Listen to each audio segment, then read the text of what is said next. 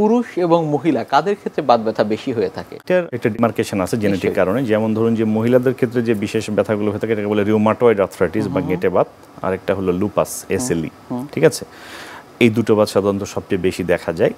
আর পক্ষান্তরে পুরুষদের ক্ষেত্রে সাধারণত আমরা দেখেছি যে গাউট এবং হলো অ্যাঙ্কাইলোজিং স্পন্ডিলাইটিস বা আমরা বলি কটিবাত, অর্থাৎ কোমর থেকে শুরু হয় বা মেরুদণ্ডের যে কোনো জায়গায় আক্রমণ করে, এই কটিবাতটা সাধারণত পুরুষদের ক্ষেত্রে দেখা যায়। যেমন একটা, তবে এছাড়া যে অন্যান্য যে বাত ব্যথাগুলো আছে যেমন ধরুন যে সোরিয়াসিস জনিত আর্থ্রাইটিস বা আমাশয় জনিত আর্থ্রাইটিস, এগুলো পুরুষ মহিলা কোনো তেমন ভেদাভেদ নেই, যে কোনো কারোরই হতে পারে।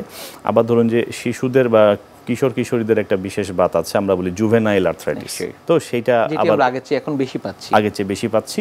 তো সেই জুভেনাইল আর্থ্রাইটিস সাধারণত যখন বাচ্চারা যখন টিনসে থাকে বা বিফোর 20s কিন্তু আক্রমণ শুরু হতে পারে। সেখানেও দেখা গেছে যে সাধারণত একটু ছেলে বাচ্চাদের প্রেডিলেকশন বেশি থাকে। আর যেটা আমরা বলছিলাম যে নারীদের ক্ষেত্রে যে লুপাস এসএলই বলা হয়, এই লুপাসের কিন্তু আবার বিভিন্ন ধরনের ভাগ রয়েছে। যেমন ধরুন যে কিছু ক্ষেত্রে মহিলাদের ক্ষেত্রে লুপাস প্রেজেন্ট করে যে তার গর্ভধারণের সমস্যা, তার সন্তান গর্ভে আসলে 2-3 মাসের মধ্যে গর্ভপাত হয়েছে, যেটাকে আমরা বলি অ্যান্টিফসফোলিপিড সিনড্রোম।